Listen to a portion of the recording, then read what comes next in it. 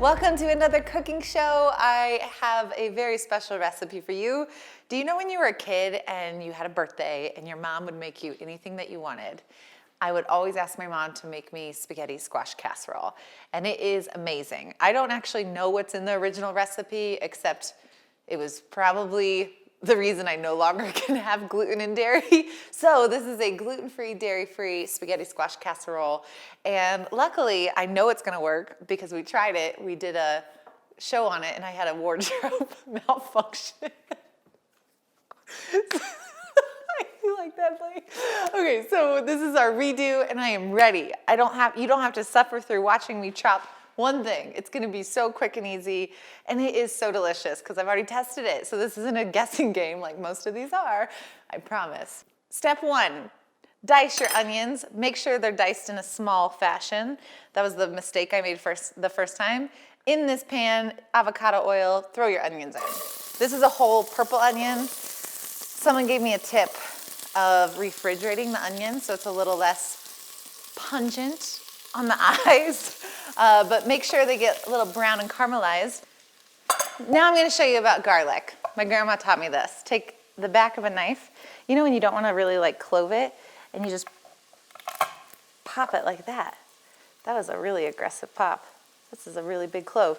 And then my mom bought me this amazing garlic presser, and voila. So we're gonna do about 4 of those probably, because I love garlic, and we're gonna throw them right into the onions. So we have garlic, onions, sautéing, and then maybe whatever spices you guys want.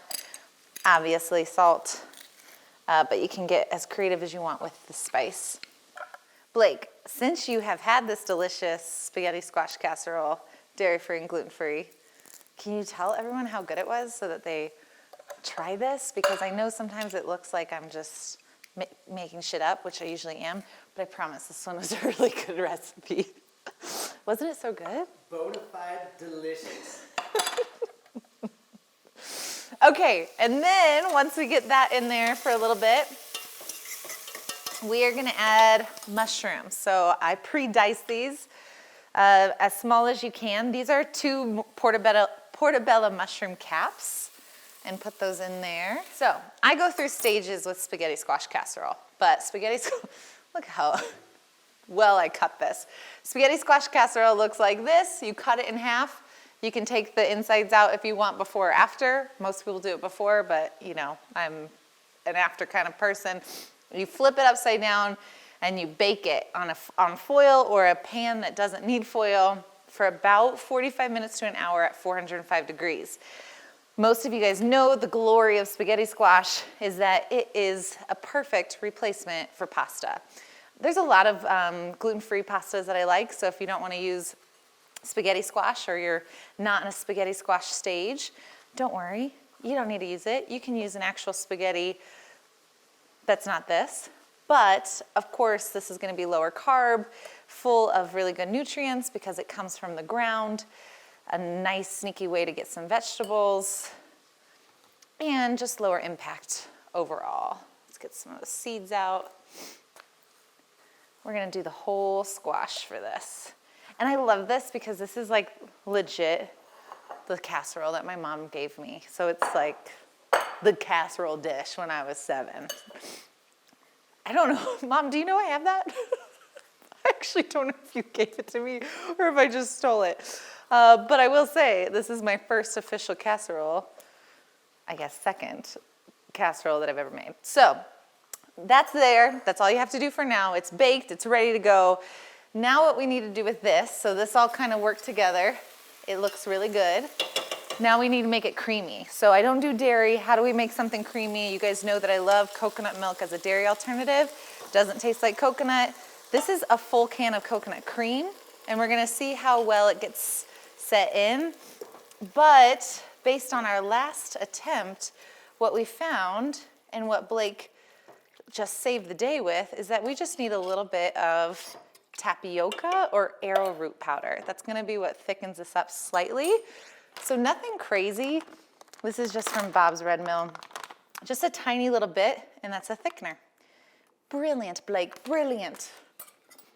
I'm still on a great American or great British cooking show kick. Do you watch that show? I don't think so. I'm gonna have to now. Everyone's so nice to each other.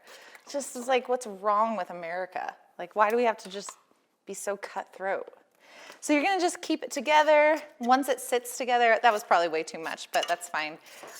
Again, we're just looking at something that's creamier and a little bit thicker. And then from there, we are gonna add grass-fed, grass-finished ground beef. I am very picky about where I get my meat. I have multiple podcasts about regenerative and sustainable meat practices. It's an important topic to have. And Game Changers podcast is coming soon. All we have to do is pour this on top of the spaghetti. Here we go, mate. Oh God, that looks disgusting. I can't even pretend that looked good. Hang on with it, guys. I promise this is gonna be delicious. Whoosh, it smells really good. So the option here, besides coconut, obviously there are dairy-free alternatives. The only one that I like is this cheese called Vioja. And the reason I like it is because there's no canola oil. Anything that has canola oil immediately wrecks my stomach. So unfortunately, Whole Foods Hot Bar is like epicenter of canola oil. And canola oil is such a processed food. And what it does is when you're looking at healing our gut lining or making sure we have a healthy gut, it's just one of those foods that is highly inflammatory. So something like knee pain or joint pain or stomach issues after you eat, simply by looking for canola oil in the foods you eat and taking it out might be extremely helpful. That was a long tangent about this cheese that I found. So what we have is, oh shoot, I forgot to turn this back on. So it's a casserole, so we're throwing it back in the oven, but you don't need to. So this is a totally optional thing. Extra seasoning, dairy-free, gluten-free cheese. I think it's all gluten-free. But you can make it happen if you want. It's totally optional. Coconut milk, we didn't do a ton of it last time, and it was delicious. But we're gonna throw it on top so that it gives it that nice little melty, cheesy little, casserole look. And then we're gonna throw it in the oven.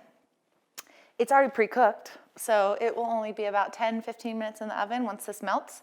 And then voila, we're done. Voila!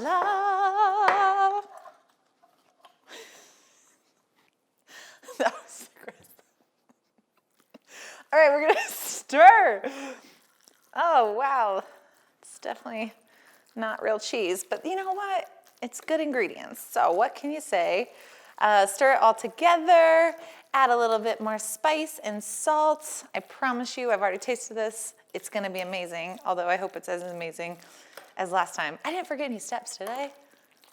It looks the same. It just looks like a little bit more purpley, and I think it's because I got a purple onion instead of a white onion. Last time I had a white onion.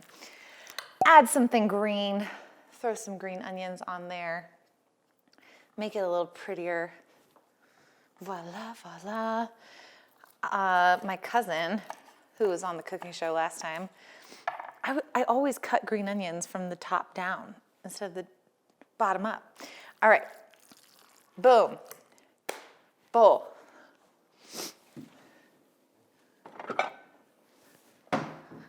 Here we go, taste test. The best part about this is how much leftovers I had last time. So many leftovers. Ah, man, I need a little side salad, but you guys know, add your side salad. Here we go.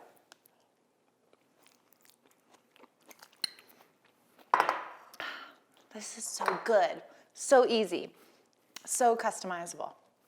Yay. Before you guys sign off, just an FYI, this is available.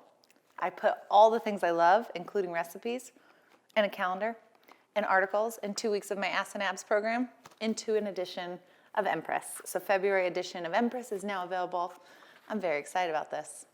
Go download, link in the bio, and I'll see you guys next week.